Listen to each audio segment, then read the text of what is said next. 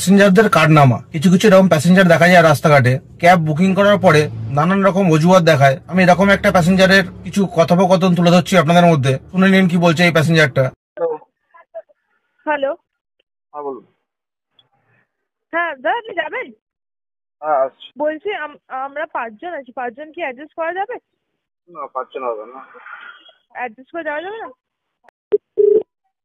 Hello, হ্যাঁ বলছি ট্রিপটা ক্যান্সেল করে দিন। আপনি ক্যান্সেল করে দিন দাদা।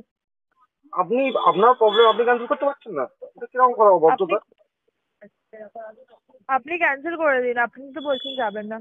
আপনি এটা 5 জনের গাড়ি আপনি বুক করেছেন, আপনি 6 জনের গাড়ি বুক করুন, 5 জন যান। ঠিক আছে আমি ক্যান্সেল করেছি, ঠিক আছে। হ্যাঁ ক্যাব বুক করেছে 4 সিটার গাড়ি বুক করার পরেও বলছে 5 জন আছে অ্যাডজাস্ট করে যাওয়ার জন্য। তো 5 জন যখন আছে তখন 5 জনের জন্য 6 সিটার গাড়ি বুক করো, 6 সিটার গাড়ি বুক করে 5 জন যাও ওই গাড়িতে। তা এইসব প্যাসেঞ্জাররা করবে না। যত কম ভাড়া দিয়ে গাড়ি বুক করবে, উপরন্ত নন এসি বুক করবে, আরো যাতে কম ভাড়া হয়, তারপরে এরা 5 জন মিলে ট্রাভেল করবে, উপরন্ত ড্রাইভারকে ফোর্স করবে ক্যান্সেল করার জন্য। আর ড্রাইভার যদি ঘুরিয়ে পড়ে ক্যান্সেল করতে, ক্যান্সেল করবে না, উপরন্ত হোল্ড করে রেখে দেবে। আর যদিও বা ক্যান্সেল করে এমন রিজন দিয়ে ক্যান্সেল করবে যে ড্রাইভারের আইডিটা ব্লক হয়ে যায়, কিছুদিনের জন্য হোল্ড হয়ে যায়।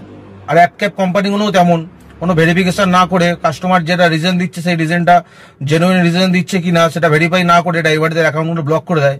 আর আমি শুধু প্যাসেঞ্জারদের কথা বলছি না, এই ভিডিওটা দেখার পরে কিছু প্যাসেঞ্জার এরকম আছে কমেন্ট করবে যে ড্রাইভাররাও এরকম ট্রিপ রিসিভ করে রেখে দেয়, ক্যান্সেল করতে চায় না। আমি শুধু প্যাসেঞ্জারদের বলছি না, কিন্তু শুরুয়াতটা প্যাসেঞ্জারদের দিক দিয়ে হয়, তারপরে এরকম কিছু ড্রাইভার আছে তারাও এরকম করে বদমাসি। কিন্তু এইসব অ্যাপ ক্যাব কোম্পানিগুলোকে ভেরিফিকেশন করে দেখা দরকার আছে যে অরিজিনালি প্যাসেঞ্জারের দোষ কি ড্রাইভারদের দোষ, প্যাসেঞ্জাররা ভুল কথা বলে ক্যান্সেল করছে কি ড্রাইভাররা অরিজিনালি ক্যান্সেল করছে না ধরে বসে আছে। এটা ভেরিফিকেশন করা কোম্পানির দরকার।